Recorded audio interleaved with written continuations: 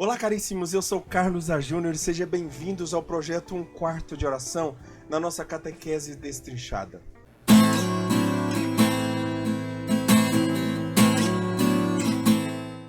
Hoje, então, nós encerramos a primeira parte da última parte do catecismo. Vou explicar.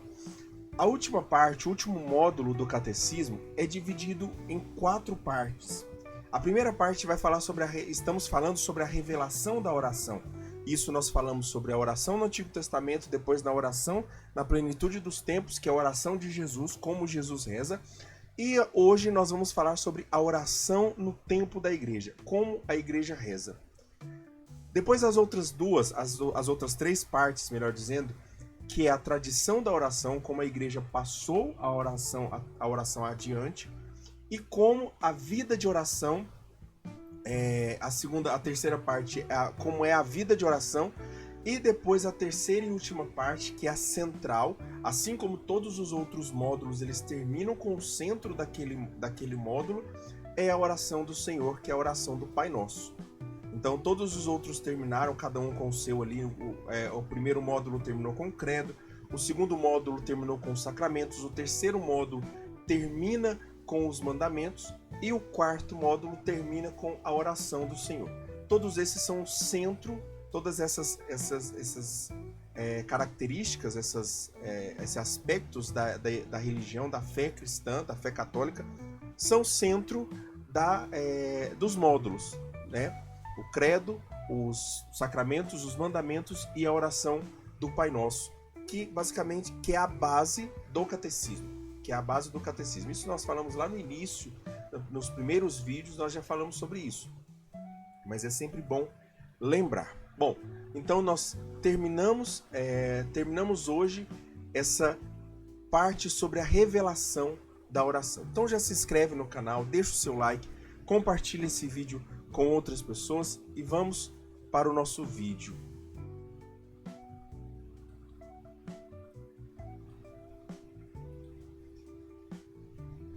Bom, então nós podemos abrir aqui e ver o seguinte. Nós vamos falar do parágrafo 26, 23 e até o 26, 49, certo? Vamos lá primeiro. Quando é o tempo da igreja? O tempo da igreja começa a partir do Pentecostes, quando o Espírito da promessa foi derramado sobre os discípulos. Então, quando o Espírito Santo, que ensina a rezar, que ensina a igreja a rezar e conduz a oração, começa o tempo da oração na igreja. O Espírito Santo então vem ensinar a igreja a rezar, vem recordar a ela tudo que Jesus disse. Também o Espírito Santo forma a igreja na vida de oração. Então não dá para falar de igreja sem falar do Espírito Santo. A primeira comunidade de cristãos em Jerusalém, os crentes eram totalmente assíduos na oração, assíduos no ensino dos apóstolos, assíduos na comunhão fraterna, assíduos na fração do pão e assíduos na oração. Ou seja, eles tinham uma assiduidade, eram contínuos, eram constantes nessas 4 coisas: no ensino dos apóstolos, na comunhão fraterna, na fração do pão e nas orações. Se você reparar, são as 4 partes do catecismo: o ensino dos apóstolos, o credo, a comunhão fraterna, né, que seria como viver como irmãos, os 10 mandamentos da fraternidade, o amor, né, que é a base dos 10 mandamentos. A fração do pão, que é o ciclo dos sacramentos, né, onde a Eucaristia é o sacramento central. Ali todos os outros sacramentos giram em torno, sendo o batismo a porta de entrada, e todos os outros imagine como se fosse uma sala, onde a Eucaristia está no centro, e uma casa, melhor dizendo, onde a sala seria a Eucaristia, ela está no centro, ela é circular, e em volta tem todas os outros sacramentos, mas você só entra por um, que é o do batismo, correto? A oração da igreja é fundada sobre a fé dos apóstolos. E por último, eles eram assíduos também na oração, que basicamente é a parte onde nós estamos falando agora. A oração da igreja é fundada sobre a fé dos apóstolos, autenticada pela caridade e alimentada na Eucaristia. Né? As três primeiras partes do catecismo, mais uma vez. O que orava então a igreja quando eles se reuniam? O que eles rezavam? Os fiéis faziam as orações que liam e ouviam nas Escrituras. Então, as Escrituras estão cheias, ricas em orações, sejam os salmos, sejam as profecias e tudo mais, estão ricas em oração. Então, os fiéis daquele momento, daquela época, da igreja primitiva, também rezavam essas orações. Tiravam da palavra de Deus, das Escrituras, o alimento para rezarem. Foram atualizando-as a partir da sua realização em Cristo. O Espírito Santo então vai recordando o Cristo orante na igreja, né? O Cristo na igreja orante. Ele vai relembrando o Jesus. Quanto mais a igreja reza, mais o Espírito Santo vai recordando essa presença de Cristo e o que Cristo realizou na vida dessas pessoas, né? Deixa eu arrumar o microfone aqui. Acho que assim fica melhor. Bom, as fórmulas de orações desenvolveram-se na tradição litúrgica e espiritual.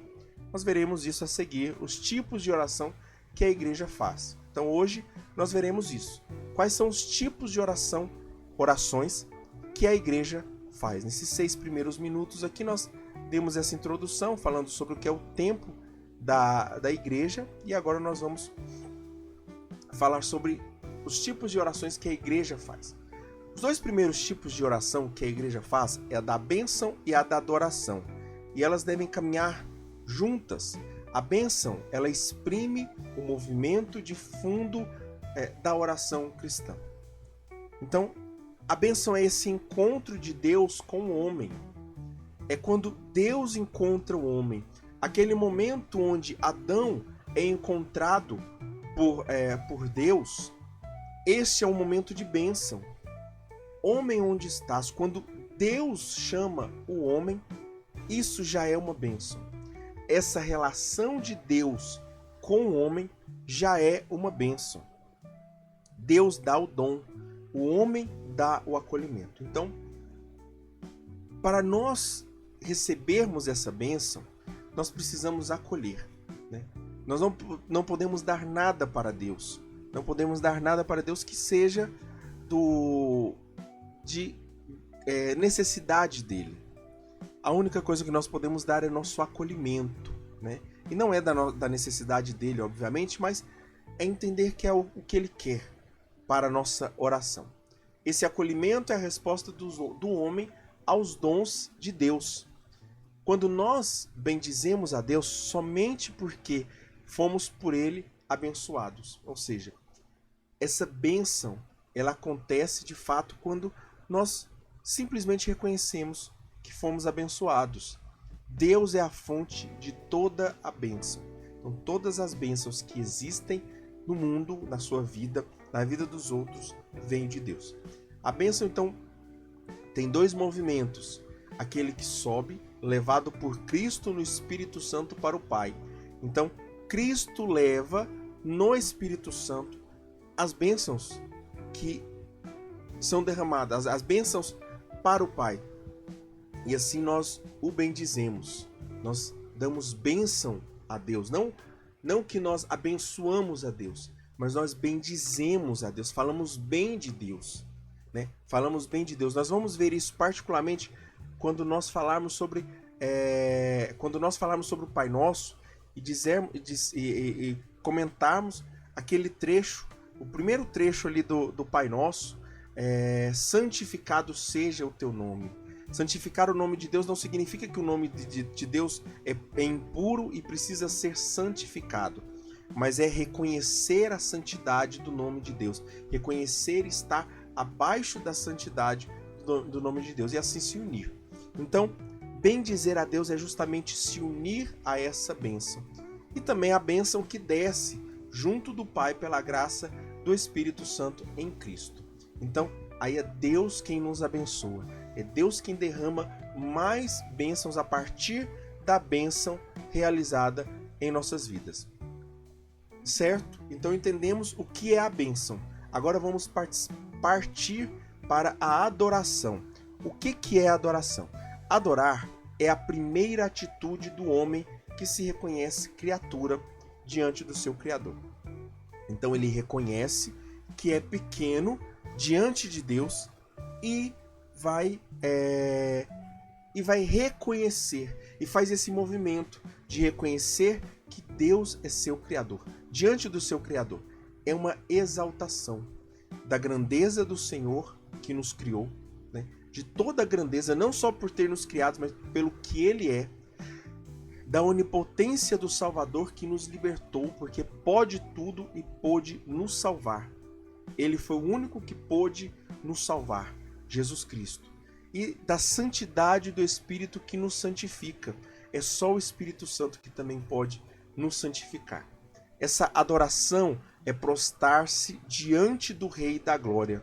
É reconhecer, não de joelhos, né? Não somente de joelhos. Isso não significa que se eu não estou de joelhos eu não estou adorando, mas ou se também da mesma forma que estar de joelhos não significa que eu estou adorando alguém, mas é entender que esse prostrar-se vem de um reconhecimento interno que pode se traduzir no exterior, mas não necessariamente, mas que é uma prostração interna, certo? É esse momento de silenciar-se respeitosamente diante de Deus, que é sempre maior. É admirar em silêncio o que Deus é. Adorar nos enche de humildade e segurança de que seremos atendidos por Deus, que é amável. Então, é uma humildade, porque eu reconheço a minha grandeza e reconheço a bondade de Deus. E reconhecendo a bondade de Deus, eu estou seguro, sabendo que Ele vai me atender. Então, essa adoração, ela me leva a esses dois movimentos. Um movimento de humildade e um movimento de segurança, onde eu vou entender o amor de Deus na minha vida, certo? Passando para isso, depois de terminar isso, agora nós vamos falar sobre a oração de petição, que é a oração que vai, de certa forma, permear todo a oração do Senhor, a oração do Pai Nosso. Nós veremos que a oração do Pai Nosso ela é dividida em 7 petições. 3 petições que são voltadas para Deus e 4 petições que são voltadas para o ser humano, né, para o relacionamento com o ser humano. E a forma mais habitual de oração é a petição ou pedido, né, pedir algo. A forma mais habitual de oração é a petição, que pode ter várias matizes. Pode ser pedir, reclamar, chamar com insistência, invocar, bradar, gritar e até lutar na oração, como fez Jacó com o anjo. Esse reclamar aqui, que o catecismo vai apresentar, não é um reclamar de murmuração, tá bom? Não é um reclamar de estar insatisfeito com algo que Deus fez, mas é um reclamar de algo que é necessidade, de algo que é próprio e que é direito, né? Obviamente que eu estou falando de direitos aqui mais humanos. Nós não temos direito diante de Deus, mas é esse reclamar no sentido de ficar insistindo, clamando novamente, como a própria palavra diz. A petição, então, é a forma de regressarmos a Deus. Então, regressando, nós pedimos, como o filho pródigo, que regressa a Deus e pede, de fato, essa acolhida novamente na casa do Pai. Ou porque nos vemos criaturas das quais de nada somos fonte e tudo vem dele. Então, toda a fonte é reconhecer que toda a fonte vem de Deus. Tudo o que é produzido, vem de Deus. Ou porque nos vemos pecadores que nos afastamos de Deus, como o filho pródigo. Essa petição também são lamentações e esperança. No Antigo Testamento, a petição é muitas vezes acompanhada de lamentações. Tanto, olha só para você ver como aquela passagem da murmuração, ela é mal vista. Existe um livro da Bíblia que se chama Lamentações. Então, não é uma murmuração, não é uma murmuração, uma reclamação vazia, mas é uma lamentação daquilo que realmente eu preciso, daquilo que realmente é para mim. No Novo Testamento, a petição então é carregada de uma esperança. A murmuração, como São Paulo diz, ela é voltada, ela é descarregada, ela é vazia de esperança. A pessoa reclama já sem esperança, ela perdeu a esperança. Aquela que se lamenta para Deus, ela se lamenta de uma forma positiva, ela se lamenta com esperança. São os gemidos das dores do parto, no aguardo da libertação do nosso corpo. É quando nós estamos ali esperando a nossa libertação. São os gemidos também inefáveis do próprio Espírito Santo. É entender o seguinte: como é que a gente vai entender isso aqui? Nós vamos entender quando nós estamos passando por uma dificuldade, nós vemos a dificuldade. Quando você está com a dor de dente, por exemplo, você está com aquela dor de dente, parece que você esquece como era a vida sem a dor de dente. Uma garganta inflamada. Quando você está com a garganta inflamada, parece que você esquece como era. Mas a gente tem esperança. A gente tem esperança. E quando volta, parece que a gente esqueceu como era ter uma garganta inflamada. E aí a próxima garganta inflamada é mais dolorida ainda. Parece que é tão dolorida, mais dolorida que a outra, e as outras parece que nem foram tão doloridas assim. Então a gente percebe que essa vida, ela é cheia de dores. E nós não podemos esquecer que na vida seguinte, na vida futura, no século futuro, nós seremos sem gemidos. Não haverá dor, não haverá sofrimento. O sofrimento e a dor que há hoje não haverá mais. É o Espírito Santo orando em nós a partir das nossas dores. Então o Espírito Santo, ele usa as nossas dores para orar em nós, as nossas necessidades para rezar em nós. Esse pedido também deve ser carregado de perdão. Eu não posso pedir algo para Deus senão o perdão. Pedir perdão deve ser o primeiro movimento da oração de petição. Se eu vou para uma oração, peço um monte de coisas para ganhar na Mega Sena, para trocar de carro, para trocar de isso, daquilo, para ter isso, para ter aquilo, para ter um monte de coisa, mas se eu não peço perdão a Deus, eu não estou rezando.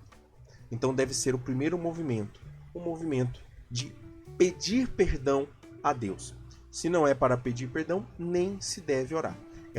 Esse pedido faz a oração ser pura e justa, porque Deus reconhece e entende que você não está ali somente para pedir algo vazio ou algo terreno, mas você está pedindo a sua própria salvação, que é exatamente o que Ele quer.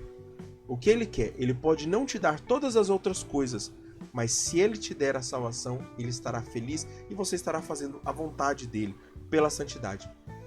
Então é um pedido humilde de um filho para o pai. Ao filho, aliás, melhor dizendo, ao filho e ao pai. Nós pedimos ao pai e ao filho constantemente. A petição também é o centro da oração. Por que é o centro da oração?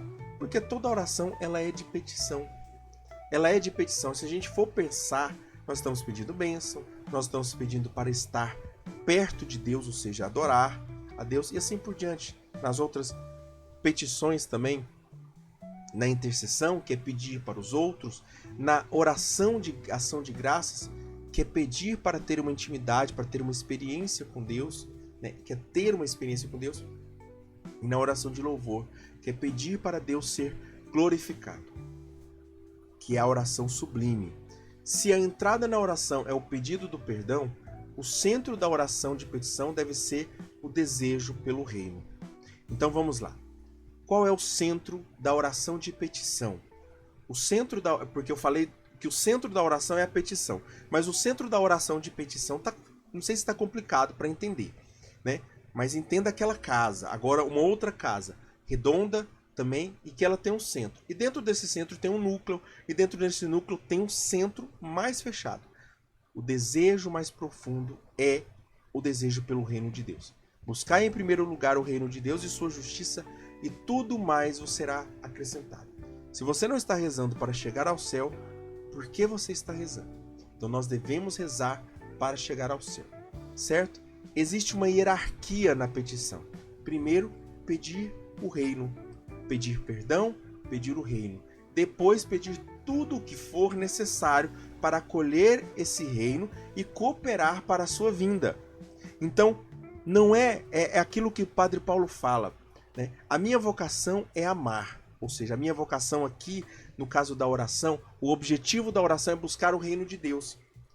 O segundo objetivo da oração é reconhecer e acolher aquilo que é reino de Deus na minha vida e cooperar para que ele venha, para que ele esteja mais próximo. Pela oração, todo cristão trabalha pela vinda do reino. Então, se você está rezando e não está pedindo o reino de Deus, então você está rezando de uma forma errada. É por isso que nós estamos aqui, para ensinar a rezar, para ensinar todo esse processo, todo esse projeto do Catequese Destrinchada. Ele acontece justamente por conta dessa parte.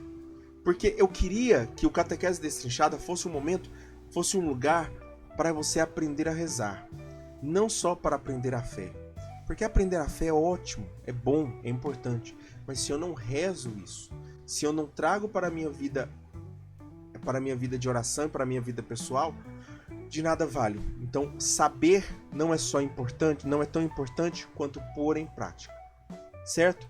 E aí, depois de pedir o reino, pedir perdão, pedir o reino, agora sim nós pedimos pelas nossas necessidades. Quem participa desse amor salvífico compreende que qualquer necessidade pode tornar-se objeto de pedido. Então, calma, você pode pedir tudo. Tudo você pode pedir. Pode pedir para ganhar na Mega Sena? Pode. Você não pode pedir o mal, obviamente, né? Mas pedir aquilo que é descaradamente maléfico, você não pode pedir. Mas você pode pedir aquilo que você acredita que ser positivo. O cristão, então, ele pode usar de tudo como objeto para pedido, para desejar. O cristão é incentivado a pedir em todas as ocasiões. Vocês recebem pouco porque pedem pouco, disse, se eu não me engano, São Tiago. É pedindo que o cristão demonstre sua confiança em Cristo e que só por ele podemos todas as coisas. É aquela coisa. Eu posso pedir, por exemplo, né, esse estojo, né? Eu posso pedir esse estojo aqui para Deus, ou posso pedir esse estojo para uma pessoa. Se eu pedir para uma pessoa, eu estou colocando a minha esperança nessa pessoa. Mas se eu estou pedindo para Deus, a minha esperança eu estou colocando em Deus. Então pedir, mesmo que sejam as coisas mais supérfluas, a Deus é um movimento de esperança, é um movimento de confiança. Pedir a Deus é um movimento de confiança. E pedir tudo que vem ao seu coração é um movimento de confiança. Então não tenha vergonha mesmo de pedir. Sejam as coisas mais esdrúxulas. Peça a Deus. Agora nós vamos falar sobre a oração de intercessão. É a oração que se assemelha a Cristo, que nos assemelha a Cristo, no sentido de que Cristo é o único intercessor junto do Pai. Isso os evangélicos não cansam de falar. Isso os protestantes não cansam de falar. Mas aí a gente precisa entender o seguinte: nós somos intercessores em Cristo. Nós só podemos interceder por alguém porque estamos em Cristo. E aí isso cabe também, aliás, também não, principalmente aos santos. Principalmente ao quadrado, a Virgem Maria.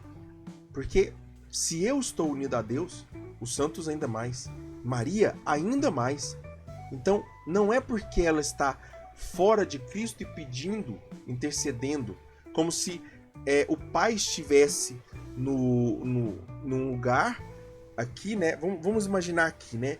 Não é como se o Pai estivesse aqui, o Filho estivesse aqui e Maria estivesse aqui. Não, Maria está em Cristo. E em Cristo ela pede ao Pai. Ela pede ao Pai. E aí é Cristo que é o intercessor. Mesmo no pedido da Virgem Maria, mesmo no pedido dos santos e também nos nossos pedidos. Mas não podemos ser intercessores em nossas orações por meio de Cristo. Quanto mais nós podemos ser intercessores em nossas orações por meio de Cristo. Quanto mais os anjos, os santos e a Virgem Maria. A intercessão é uma oração de petição que nos conforma de perto com a oração de Jesus. É uma oração de petição, mas é uma oração de petição altruísta. Eu não estou pedindo para mim, eu estou pedindo para o outro. É uma oração que é menos egoísta. A oração de pedir, como eu disse, ela é de uma confiança, mas ainda assim ela pode ser voltada para um egoísmo, né? Eu posso pedir esse estojo e ficar para mim, né? Não colocar ele a serviço do reino. Mas a oração de intercessão estou pedindo para uma outra pessoa. E pode ser que ela seja mais altruísta ainda. Por isso, ela se assemelha tanto à oração de Jesus, que foi zero egoísmo, né? Que foi totalmente altruísta, pensando no outro. O próprio Espírito Santo, então, intercede por nós e pelos santos, em conformidade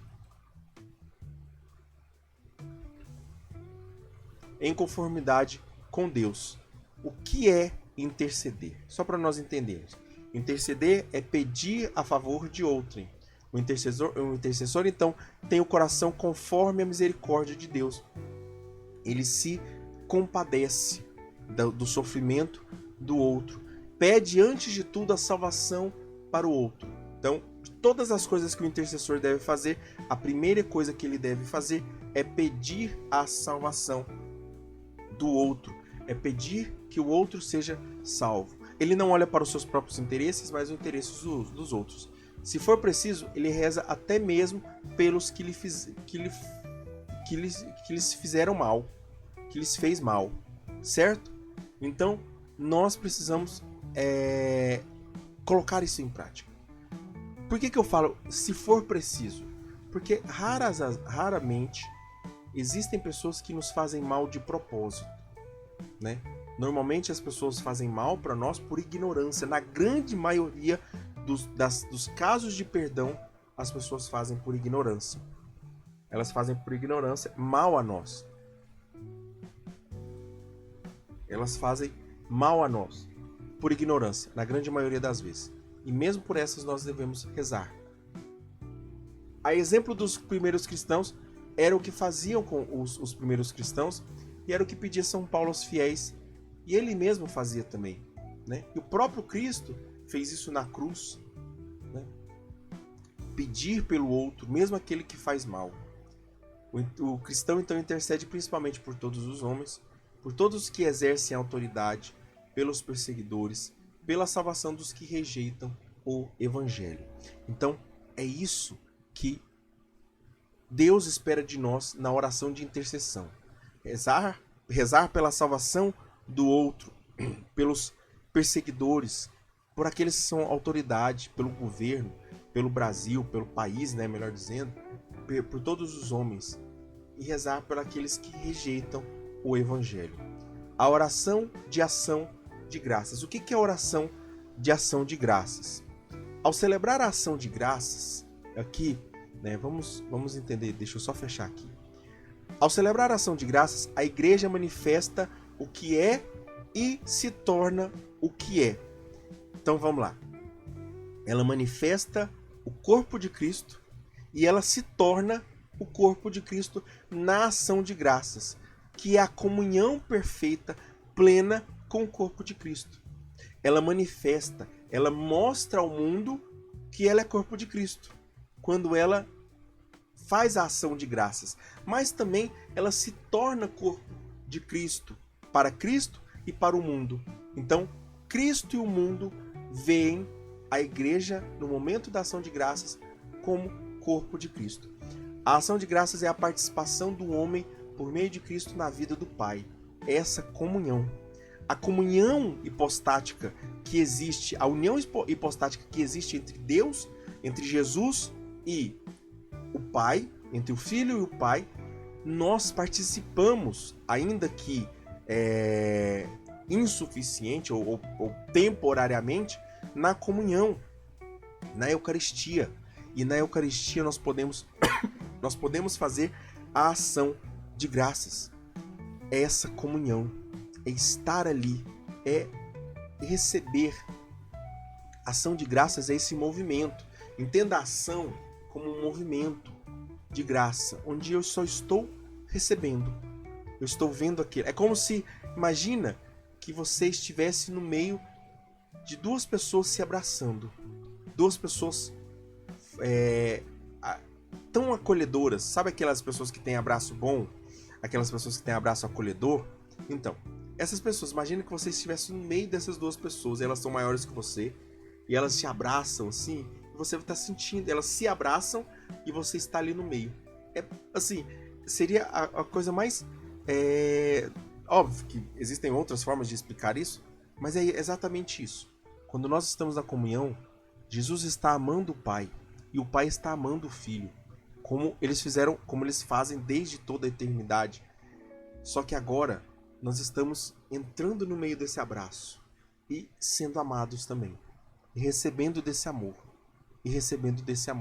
né? E sendo convidados a participar desse amor. A ação de graças dos membros do corpo participa da ação de graças da cabeça, que é Jesus. Então participamos da ação de graças, que é Jesus. De Jesus. Qualquer acontecimento ou necessidade pode se transformar em oferenda de ação de graças. Isso não precisa acontecer necessariamente só na comunhão, mas acontecer também em todo o processo, em toda a minha vida. Qualquer situação eu posso unir a minha vida à vida de Cristo e dar graças. 1 Tessalonicenses 5, dai graças em todas as circunstâncias, pois é esta a vontade de Deus em Cristo Jesus a vosso respeito. E Colossenses 4:2, perseverai na oração, sede por meio dela vigilantes em ação de graça. Certo? Finalizando a ação de graças, agora vamos falar sobre a oração de louvor. O que é o louvor? Bom, o louvor é reconhecer que Deus é Deus. Então, é reconhecer quem é Deus e reconhecer que Deus é Deus. Porque eu posso reconhecer que existe um Deus, mas não reconhecer que Ele é Deus, né? É estranho falar isso, mas são aquelas pessoas que elas sabem que existe uma divindade, mas elas não se submetem a essa divindade, né? Elas continuam vivendo a vida delas. Isso pode acontecer conosco, tá? Isso pode acontecer conosco nos nossos pecados, nas nossas fraquezas, nas nossas misérias. Nós podemos reconhecer por atitudes que Deus não é Deus, né? Que nós não temos um Deus, mas no nosso louvor nós centralizamos isso novamente. Por isso louvar é tão importante, porque nós colocamos o centro. Imagina que fosse um carro e o momento do louvor é o balanceamento do carro ali, deixa as coisas no eixo. Esses dias eu levei a minha bicicleta para a regulagem, rapaz, ela voltou tinindo, sem barulho nenhum, respondendo todas as ações. Então aí você percebe que a regulagem é isso, o louvor é essa regulagem. O louvor é a forma de oração que mais imediatamente reconhece que Deus é Deus. Canta-o por si próprio. Então nós não louvamos pelo que Deus faz, mas pelo que Deus é. Nós glorificamos não tanto pelo que Ele faz, mas sobretudo pelo que Ele é. Participa da bem-aventurança dos corações puros que o amam na fé, antes de o verem na glória. Então, primeiro nós amamos Deus na fé, depois nós amamos Deus na glória. Então, é necessário fazer esse movimento de fé aqui. E essa fé será sempre um louvor. E quando nós louvamos a Deus, aqui na fé, nós já pré-anunciamos ou participamos antecipamos, melhor dizendo, a palavra é essa que eu queria usar, antecipamos a glória, a participação nossa na glória, né? Obviamente que isso é temporário, mas nós participamos, estamos, como eu disse, regulando ali aquele todo o processo. O louvor integra as outras formas de oração e leva-as àquele que delas é fonte e termo. Então esse louvor, ele faz isso, ele pega todas as orações e ele junta, ele é a argamassa que junta toda a petição, intercessão, adoração, ação de graças, tudo ali, né? A bênção também, que obviamente pega todas ali e ela une. O louvor, ele une. Por isso nós terminamos as nossas orações, devemos terminar as nossas orações sempre com louvor à Santíssima Trindade, Pai, Filho e Espírito Santo, louvando e bendizendo a Deus. Começamos clamando, invocando, santificando o nome de Deus e terminamos louvando a Deus, certo? Reconhecendo Deus e depois começamos reconhecendo Deus, a santidade de Deus, e depois reconhecemos que Ele é Deus, certo? O único Deus, o Pai de quem tudo procede e para quem nós somos tudo, para quem nós somos. Para quem nós somos, melhor, para quem nós somos tudo não, para quem nós somos. Nós somos feitos para Deus. O louvor nas Escrituras. Há muitos registros de louvor no Novo Testamento.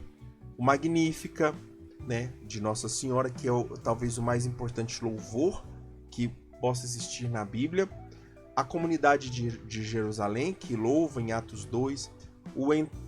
O entrevado curado por Pedro e por João, que louva a Deus. Isso aqui no Novo Testamento.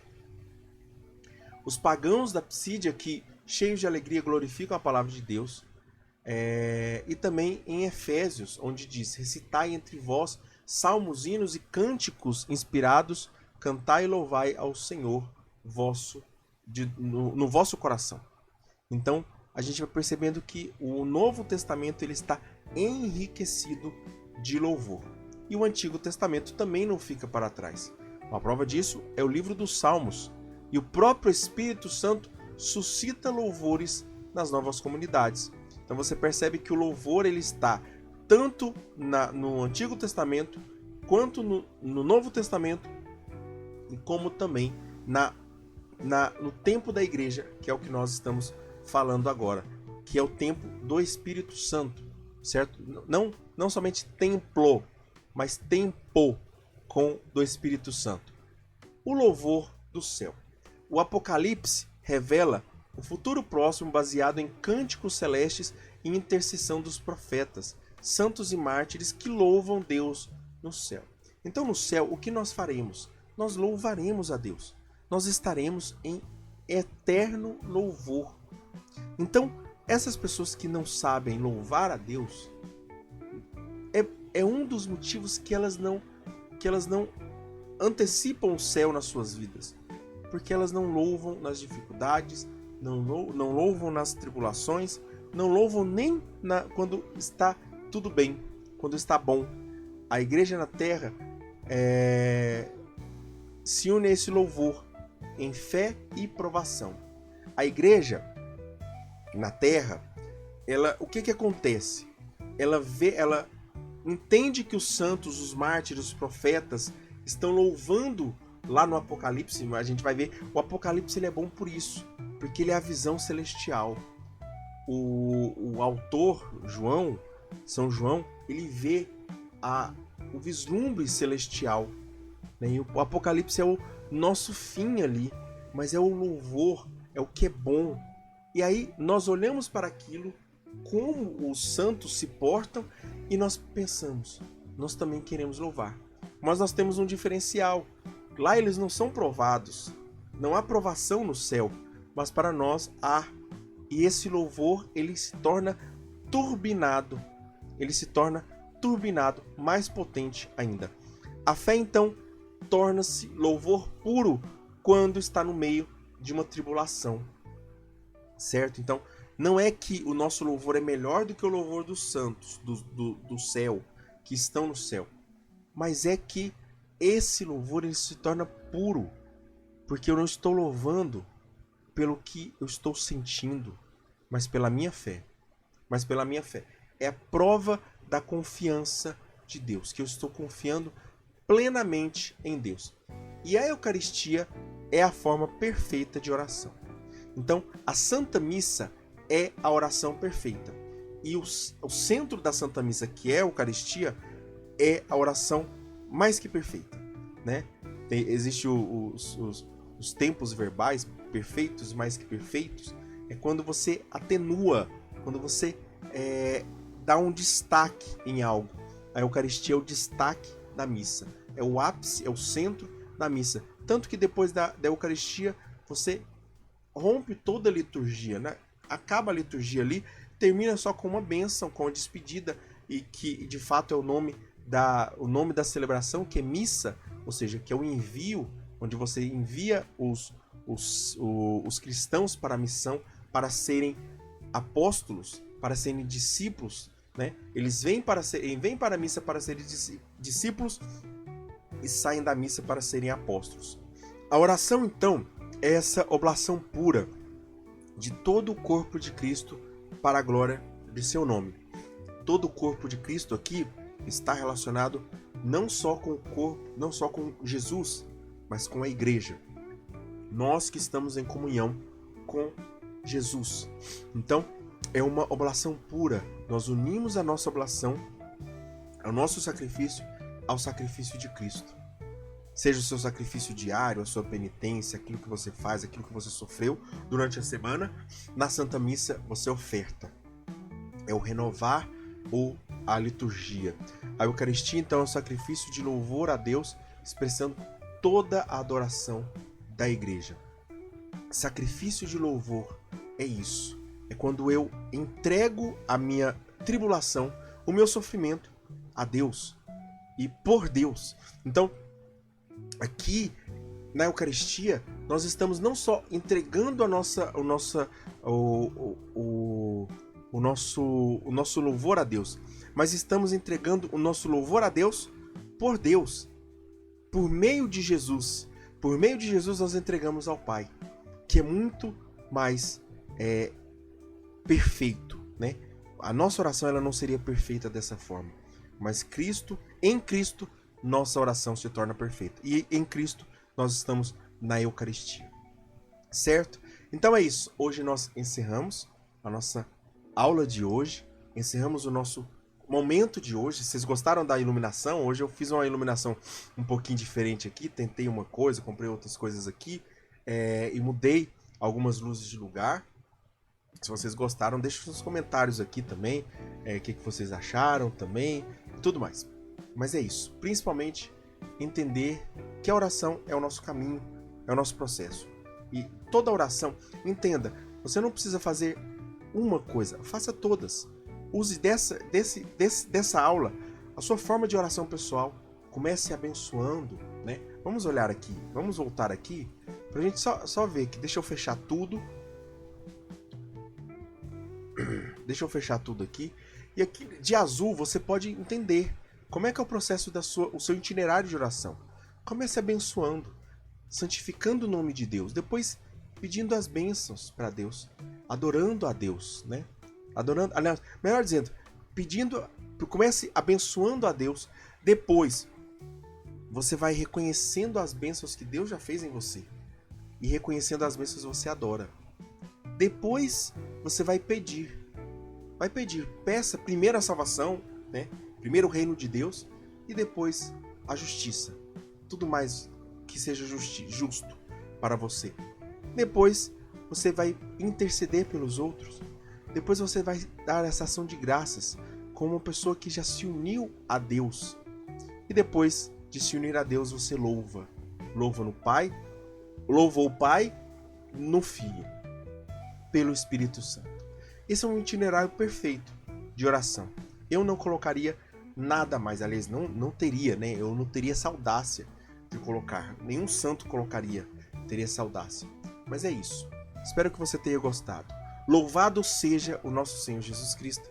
para sempre seja louvado. Tudo por Jesus e nada sem Maria. Fiquemos selados na proteção de Deus, que é Pai, Filho e Espírito Santo. Amém.